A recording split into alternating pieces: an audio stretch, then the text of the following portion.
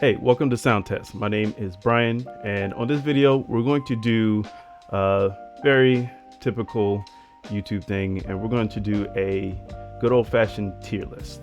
The thing that we're going to be doing a tier list on today for is one of my favorite artists, Outkast. So let me just get this out the way. There's no bad Outkast album. Each one of their albums are fantastic. On this channel, I did do a kind of more in-depth review of their first two albums, Southernplayalisticadillacmuzik and ATLiens. I'll have that in the description below if you want to check those out. But I've been an Outkast fan for pretty much all of my life.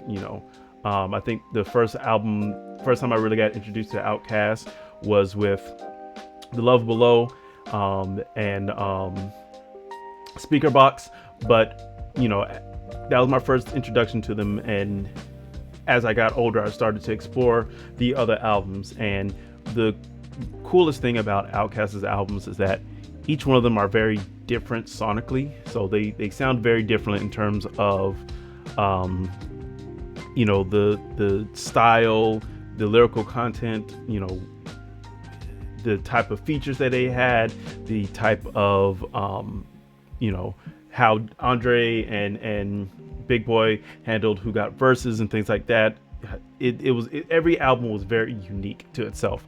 So it's hard to say which album is the best in certain standpoints, but I'm going to try my best today to try to get an idea of to rank these within each other. So and that's the thing, I am ranking these compared to each other. So whatever I feel is going to be an S tier, whatever going to be whatever tier is going to be based off of those albums in particular.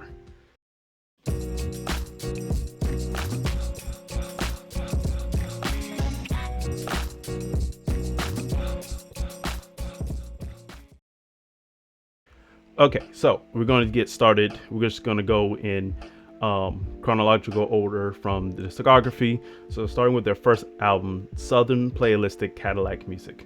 So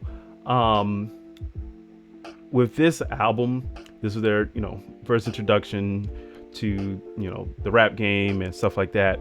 And one of their biggest things was to make a name for themselves, for why they deserve to be in that space. The whole name Outkast comes from them being from the South, and at that time in the early 90s, most rappers only came from the East Coast and the West Coast, and more specifically, a lot of rappers came from New York or they came from California. It wasn't a lot of in between. So when it came to Outkast, because they were Southern based, more specifically Atlanta, Georgia, a lot of this album was their influences from Atlanta, specifically that culture. So we had hits like Players Ball, Get Up and Get Out. So it's a fantastic album from that historical standpoint. Comparative to the rest of their albums, you can tell it's their first time trying to figure things out, trying to figure out who gets what verse, how many verses they're gonna have. Some of these songs are like long on this album, and that's only because like both Andre and Big Boy both take 2 verses each. So some of these songs would be like 4 to 5 minutes long because each of them took their own things. And you have songs like Get Up, Get Out, where it featured them in like the entire Goody Mob. So that song is like 7 minutes long, but yeah, kind of and a lot of the theme was this really Southern, like very pimp heavy culture, a lot of very and for lack of the better words, this is their gangster album, and some of the content reflects that, but it's a lot more on the social aspect of how Atlanta was during that time frame. So I would, again, comparative to the rest of their works, I would put Southernplayalisticadillacmuzik in the B tier. I'll see how I'll look at the end of this list and see if my my thoughts change or anything like that. But right now, Southernplayalisticadillacmuzik is a B tier. Moving on to ATLiens. AT is one of my favorites out of their discography. AT to me was way more refined from what they established back in Southernplayalisticadillacmuzik. AT went for a more alien themed thing. Some like differences in terms of how they were. Big Boy had a child. Andre, he stopped using drugs, he stopped using alcohol, and so it was a more of a sense of clarity for them. And then they kind of grew up, even though their albums are like 2 years apart. They grew up in the sense of they were like essentially in high school when they were starting on Southernplayalisticadillacmuzik, or when they was first starting out, and then they got put into this huge stardom. Now they're touring around the world, and just those 2 years, you can hear that they've matured a lot on their sound, on their style, on the composition, the type of beats that's on here. Like, a lot has changed with them. But AT has like so many good hits on there, man. And some of Andre's best bars are on this album. So AT for me personally, that's going to be S tier. It's very hard to beat the conciseness of that album, and just like how very well put together it is. Next we got Aquemini. So Aquemini is a very interesting record. So Aquemini, the kind of concept or theme was taking the very different sides of Andre 3000 and different sides of Big Boy, and how their astrological signs kind of differ, as well as how their styles are starting to differ. So this was the first album where they really started to kind of pull apart in terms of what Big Boy wanted and what Andre wanted. You're gonna hear a much bigger R&B influence on this album, and they don't get me wrong. There's some like really stellar hits on here, like Rosa Parks, The Art of Storytelling Part 2, Art of Storytelling Part 1, and once you get towards more of the end of the album, then you hear the R&B influence a lot more, and there's a lot more of a jazzy influence in there as well. There's a lot of live horns on here that you hear that you didn't really hear in the other ones. Southernplayalisticadillacmuzik had some. It was very sample based heavy, so you did hear like a lot of horns in some aspect, kind of a G-funk type of thing with Southernplayalisticadillacmuzik.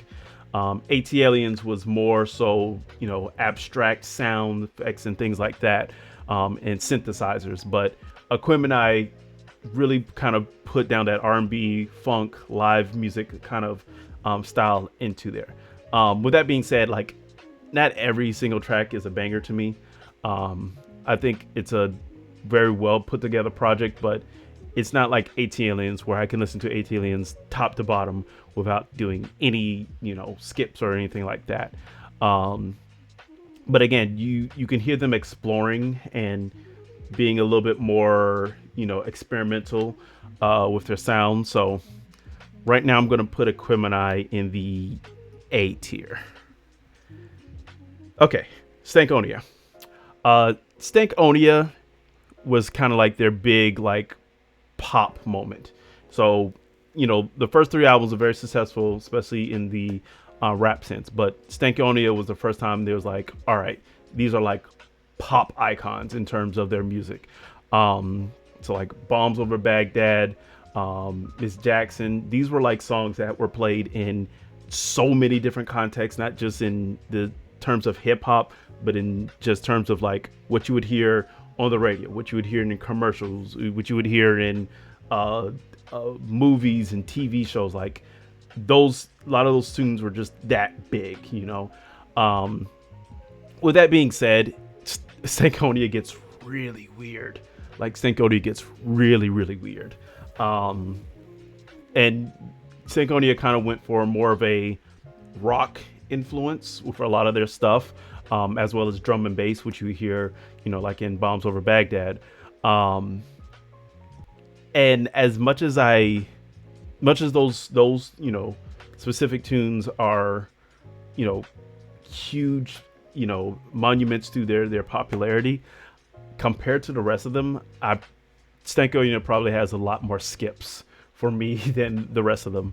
And there's definitely some tracks on there where I'm just not feeling it.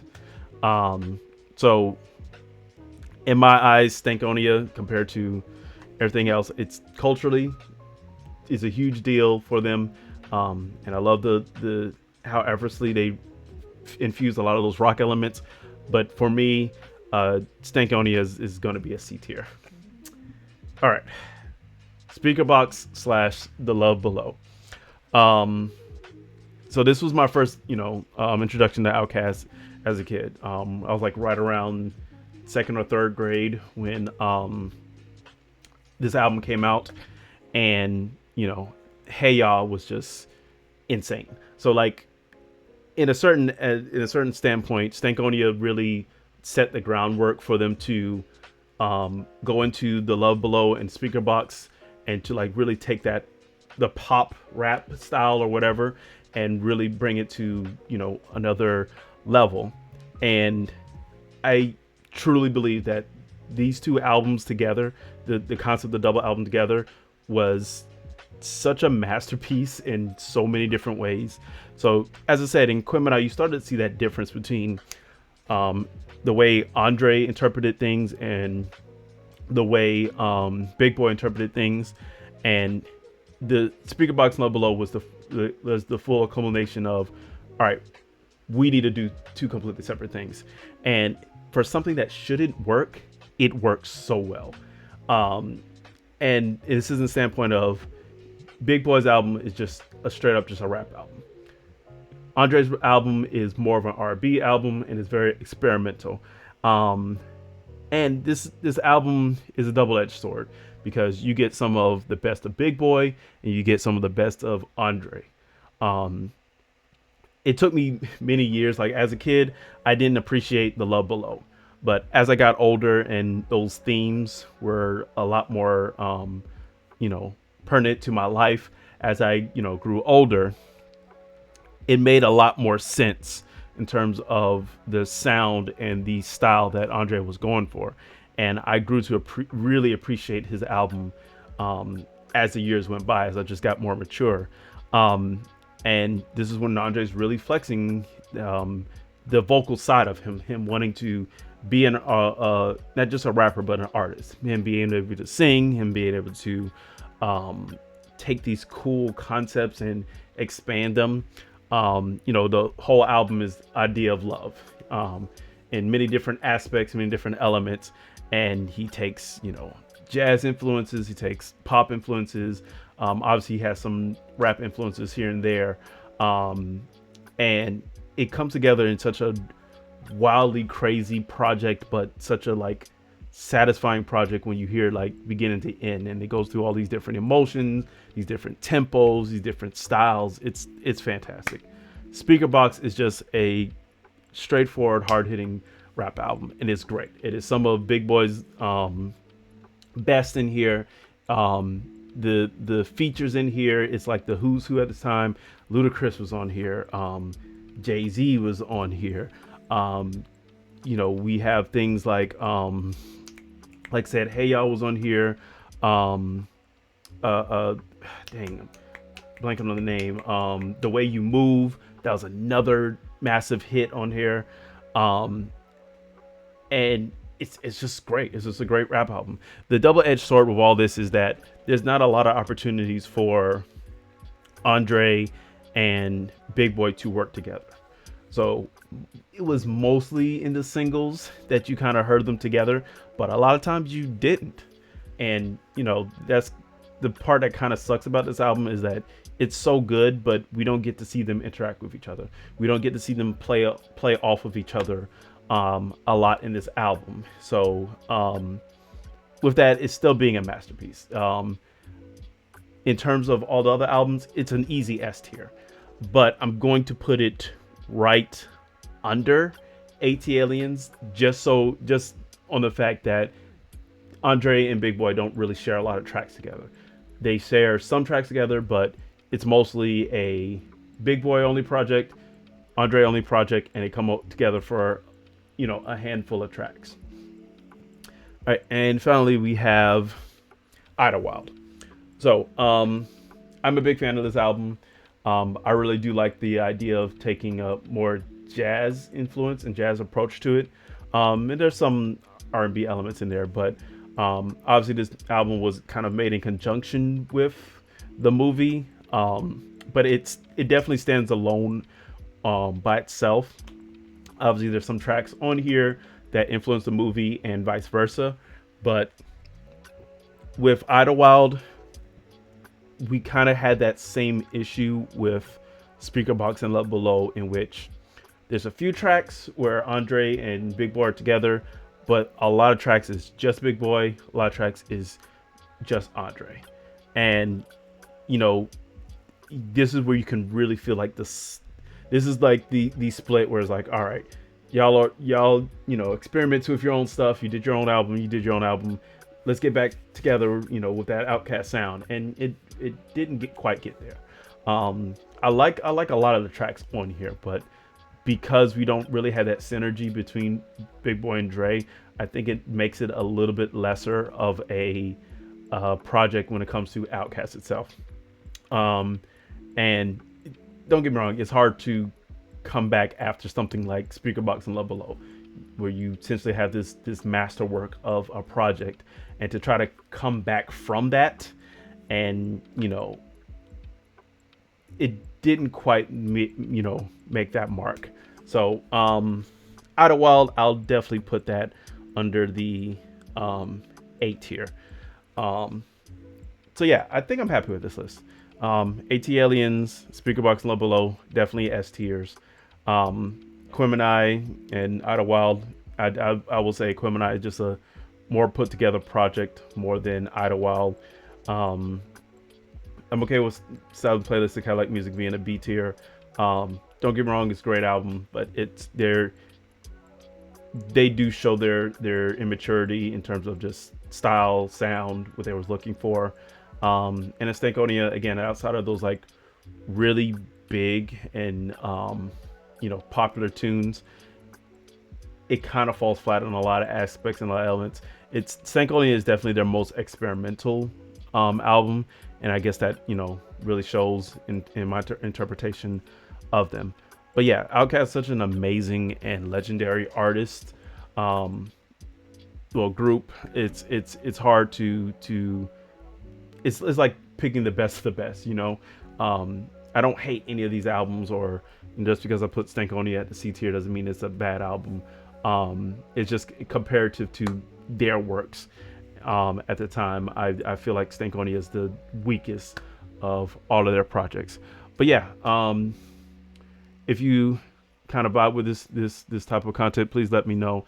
I love to do more tier lists on terms of artists' output and their albums that they made, and just to see where my head is when comparing to a lot of these albums. So thank you for watching. My name is Brian. This has been Sound Test. I will catch you on the next one. Peace.